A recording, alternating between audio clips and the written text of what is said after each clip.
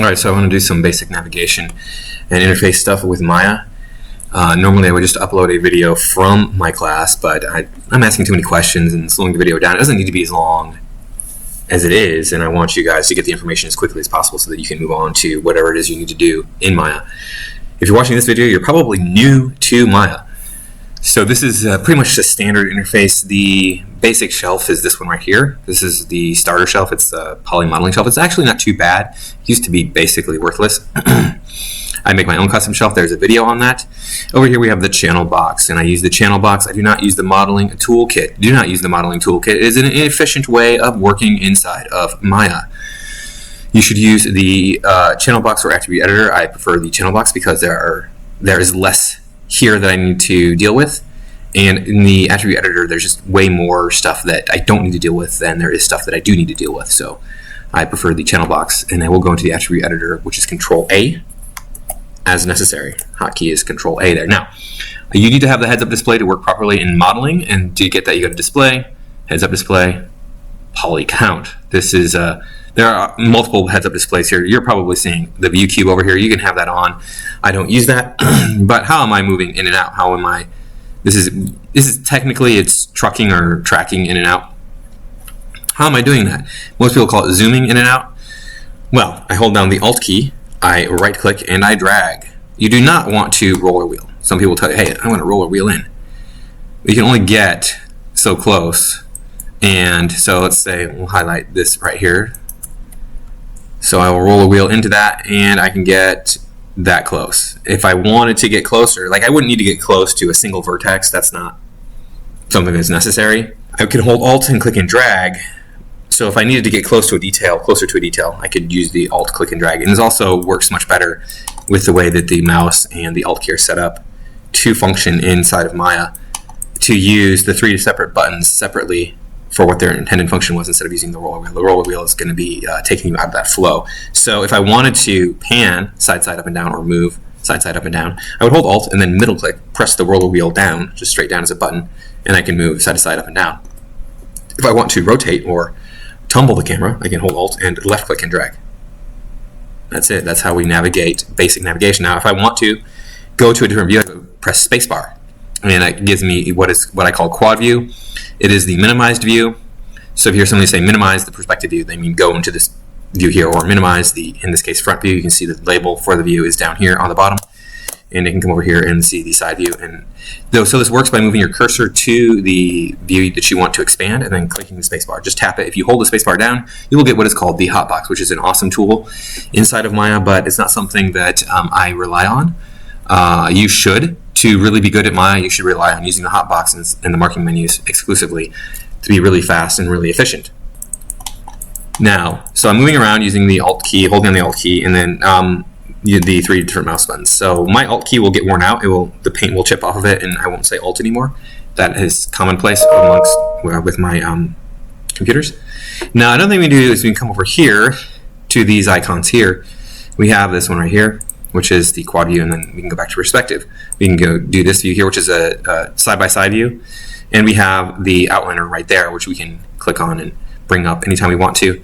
The outliner is really good for selecting objects and things inside of Maya. There are other views you can get to. If you go to this section up here called the panel toolbar, this is the panel toolbar. If you go to panels, you can go through and go to your orthographic view and change to different orthographic views. You can also do layouts, and you got a bunch of different layouts. So you can do 2 panes side by side, 2 panes stacked, 2 panes split, or sorry, 3 planes split top, and so on and so forth. So you can set up Maya in a lot of different ways. I'm not sure, let's see here. We do not need to unlock. So changing the interface usually requires you to unlock the interface over here in the upper right hand corner. When it is blue, it is locked. When it is not blue, it is not locked. So I'm just going to go back to the standard. Not right. You can use the view cube to manipulate. You can click front. You can click on this and rotate. So you can use this to manipulate your scene if you're like only have one hand, like you're eating your burrito, desperately trying to get workout, and you're kind of rotating with just one hand here. Otherwise, using 3D is a 2-hand operation. I have this object selected here. How did I select it? You simply left click on it. If you do want to deselect this object, for example, you would left click on it, on nothing, and you would then deselect. So selecting an object is pretty easy, pretty straightforward. You simply left click on it. If you right click on it, nothing's going to happen. So right clicking doesn't really do anything. If you hold down the right mouse button, this is the important part, you're going to get what's called the marking menu. And this is a very powerful tool inside of Maya which you want to focus on. I can click and drag. This is called marquee select. So I can marquee select something. Whatever you click and drag over is going to be selected, unless there's some reason like you can turn off selection on an object. So if I have two objects here, we have a cylinder now. I'm going to make this cylinder smaller because I want it to be smaller because that's more fun. And I will adjust it a little bit so it is, and see now this is something that you want to be aware of. Notice how my cylinder is all sorts of janky, all sorts of jacked up here. It is messed up beyond repair, and that happens because I scaled it already. Actually, according to Maya, I did not scale it already, so my Maya needs to be restarted because I scaled this object. You saw me do it. I'm scaling it now, and the scales are not adjusting in accordance with that. So I'm going to delete this object just because I don't want to have a messed up object in there, but my Maya does need to be restarted. So when that sort of thing happens, you want to restart your Maya. You just want to save whatever you're working on, shut it down, and restart it. If Maya crashes here right now, freezes on me, whatever, I'm just going to edit that out of the video, and we'll keep on trucking like nothing happened. So I'm going to come over here and I'm going to click on the word radius, and I'm going to then come over here and I'm going to middle click and drag to change the size of this. Now that did update, as you can see, and I'm also going to do the same thing with height. So now I have like this ring around my cylinder sort of situation, which is pretty interesting and fun. I'm going to take the caps here, I'm going to make them 4, for example, and then I'm going to turn the subdivisions on my cap. Sorry, I already did that. I'm going to turn my round cap here to 1. So off is 0, on is 1. Just remember that. You don't need to type in off. You can type off, you can type on, but I'm going to type 1, enter, and then there you go. And now we have something that's a little bit more interesting to look at than just a standard cylinder. And I can also change these subdivisions on axis, and it's not going to jack up everything because for whatever reason Maya was jacking up stuff. So now I have one object selected here. I clicked and dragged over it. It is selected. How do I add to my selection? Which is a very, very important question. Most people are going to tell you hold shift and you click on it. Because if I single click on it, that just inverts my selection. Shift, however, is not the way that you actually add onto your selection. It is, in fact, something else. You can use shift, but it's not the correct answer that we're looking for here. So if I want to add on this cylinder, technically what I can do is hold shift. So let me click and drag over. Remember, everything inside my marquee will be selected. I said that earlier. Wait a second. I held shift. It added the ring and the cylinder, but it got rid of the cone. So the correct answer to adding something to my selection is shift and control. Click on that. Shift and control will only add. So if I have this selected and I want to select this other thing there, hold shift and control, it will not deselect anything. The shift will, however, invert. So if I hold shift and I click and drag right here, it's going to deselect the cylinder and select the cone in its place. It is important to understand the difference between these two functions because you might have like a cluster of things that you're trying to select all of the things in there without deselecting anything else. So these selection options are extremely important inside of my basic navigation operation. Now, if I want to deselect, remember the shift is an inverter. So if I come over this, I'm going to deselect the ring, select the cylinder, and deselect the cone. If I wanted to deselect on only deselect, I can click on control and then left click. So hold down control, left click. I cannot select when I'm holding control. It will not select. Shift will select. I can hold down shift and select all this stuff. It's just like not holding shift and selecting all this stuff. I can do that all day long. But if I were to have this shape here and I want to add only to that selection, I can hold shift and control and add only to that selection.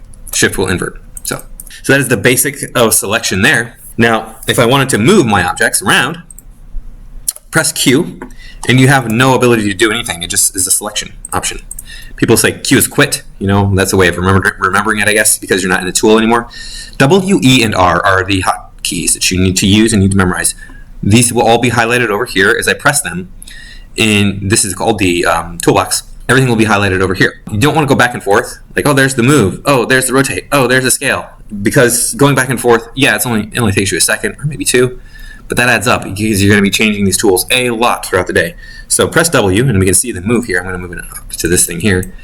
So W is for move, and I can click on an arrow and move an object in that given direction. I can move it up and down. I can move it side to side or back and forth, however you think about it. Now we have the little squares here. These are, it's to me new, but they've been around for a while actually. But these move in 2 dimensions at the same time. So this is moving in Y and Z. So you can see down here we have a little compass, Y and Z. The little letters are pointing in the positive direction. So if you're thinking, I want to go negative in Z, you go this way. If you want to go positive in Z, you go this way. So moving around here, I'm moving in only, it might look like I'm moving in 3, but I'm not. I'm only moving in 2. See, I did not move off of the center line. And the same thing here, I can move in these 2 dimensions, and I can move in these 2 dimensions. So these come in handy. If you want to move something in all 3 dimensions at the same time, which I do not recommend unless you're really good at Maya, been using it a while, and can kind of easily and safely do that, is to grab the center square here and click and drag. This is moving in all 3 directions at the same time. However, it's really difficult to keep things accurate when you do this, so it's better to move in the direction of the arrow that you need to move it in. You can snap to an object. So if I wanted to add this cylinder to, say, this cube here, I'm going to hold down V. I'm going to then click and drag it over to that, say, that corner there. Now these are 2 separate objects. They're not the same object, but at least they're like buddied up together with each other. That's another thing. If you are new to Maya, you might not realize that 3D objects do not occupy any actual space. They are simply representations, so you can interpenetrate your objects quite easily. And this can lead to problems, but it's pretty unusual that it will. You just got to be aware of how the software operates, and you'll be fine. Okay, so that is the move and how that works. Now, if you press E, we get rotation. I'm going to make this smaller by pressing the minus key. You can make it bigger by pressing the plus key. So the negative or the subtraction symbol. So if I want to rotate, I can rotate on red. If I want to rotate, I can rotate on blue. If I want to rotate, I can rotate on green. And so that's X, Y, and Z, or X, Z, and Y in this case. So red is X, Z is blue, and Y is green. If I want to rotate all 3 at the same time, I can click right here and drag. So I'm rotating all 3 dimensions at the same time. And this outer blue ring, this light one, is camera-based rotation. So it's going to rotate based being perpendicular to the angle the camera is pointing at. And if I come down here, this is really the only time I ever use this, is when I'm in one of the orthographic views, because the orthographic views are square on. As you can see, this is right. So the right view, the top view, etc., those are square on to a surface. So if I needed to rotate, it would probably be like with the cube. I want to rotate that directly over. And if I want to rotate it 45 degrees, I can do that. I can just go doot doot, and then it's 30 degrees, 45 degrees.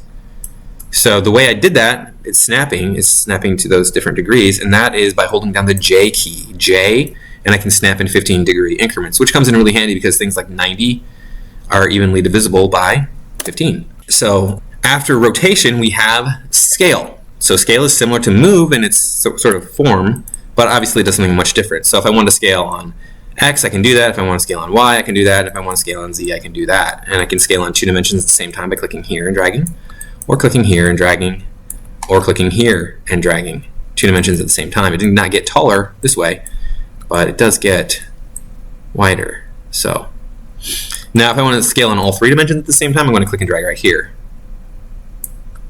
For whatever reason, my scale is not updating when I do 1 dimension at a time. Like I was saying, I need to restart Maya if that's the case. Okay, so that is how I go in and use the different tools and navigate around my objects here. And if I wanted to put this object over in this corner here, there's another way of snapping. I could hold X, and I can click and drag that over to there. And then that would be, it should be sitting on the exact corner there, but it wanted to be off a little bit. All right, so that's your basics for navigation and movement and selection in object mode inside of Maya. In the next video, I'm going to do component mode and how to navigate and operate in that, I guess, function in the software. Thanks for watching, and I'll see you in the next video.